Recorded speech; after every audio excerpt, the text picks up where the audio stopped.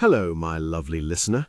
There is no better time to listen a heart-fastening novel that can travel through you time, drama, romance, and tradition. So time to fasten your seatbelt and give your imagination a ride that makes you smile and feel loved and cherished by someone you know again with entertainment fuss.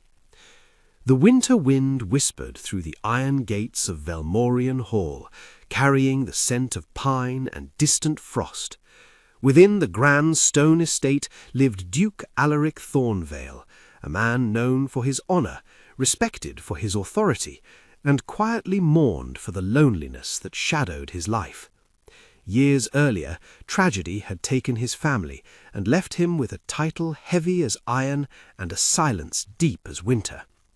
The people of the county admired him, but no one truly knew him, until she arrived. Her name was Lady Elowyn Briarwyn, not born into nobility, but into stories. A gentle soul from a countryside village, she was known for her thoughtful heart and the quiet magic of her writing. She believed words could heal sorrow, mend fractured hearts, and remind the world that love never truly fades.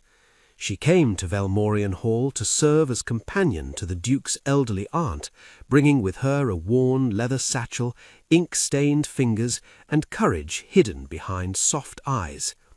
A silent Duke, a woman who saw beyond titles. On her first evening, Elowyn found the Duke standing near the frost-laced fountain, snow dusting his dark coat. "Your Grace," she said gently, "the cold lingers where warmth is unwelcome." Alaric turned, surprised by her calm honesty.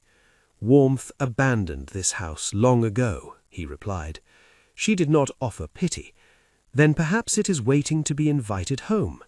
Something within him stirred, faint, unfamiliar, alive. Words that melted stone. Days passed. Elowyn spent mornings reading to the Duke's aunt and evenings writing by candlelight in the vast library. Night after night, Alaric paused outside the door, drawn by the quiet scratch of her pen. One evening he spoke. "What keeps you awake when the world sleeps?" "Hope," she answered, "for those who have forgotten where to find it." He should have left. Instead he entered. The silent library became their refuge. She read stories of forgiveness and courage. He listened, first politely, then curiously, then with a hunger he could not name. Her words reached the places grief had sealed. Spring awakened. Winter loosened its grip, and Velmorian's gardens stirred to life. Elowyn knelt in the soil, planting seeds beneath the warming sun. "You plant flowers you may not see bloom," he observed. She smiled. "Love works the same way." He knelt beside her, touching earth with bare hands for the first time since childhood. Something inside him began to grow. The ball that changed everything. That spring, Velmorian Hall hosted its first grand ball in years. Music swirled through crystal chandeliers.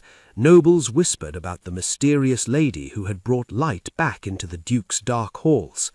Alaric found her standing near the balcony in an ivory gown, simple yet radiant.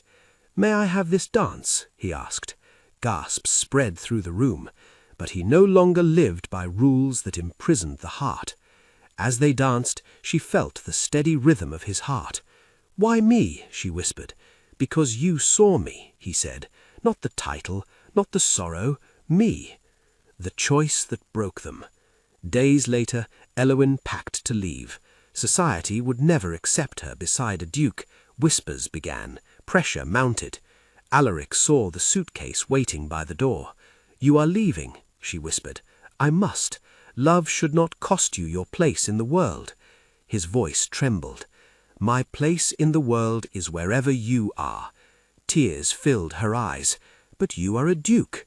"And you," he said softly, "are my home." Love that defied the world. Months later, the people gathered in the blooming gardens of Velmorian Hall, not for politics, not for power, for a wedding. No crowns, no grand declarations, only vows spoken beneath climbing roses. The Duke who lived in silence now laughed freely. The lady who wrote stories of hope had become one. When Elowyn published her first book, she dedicated it to the man who proved that even the coldest winter heart can bloom again. Why their love melted hearts? Because it was not built on rank or wealth, but on understanding, on healing, on choosing one another fully, gently, forever. And across the countryside, their story was told again and again, reminding every heart that love does not seek perfection, it restores what pain once broke. If you enjoyed this story, don't forget to like, comment, and subscribe to Entertainment Fuss, because the next secret is waiting to be revealed.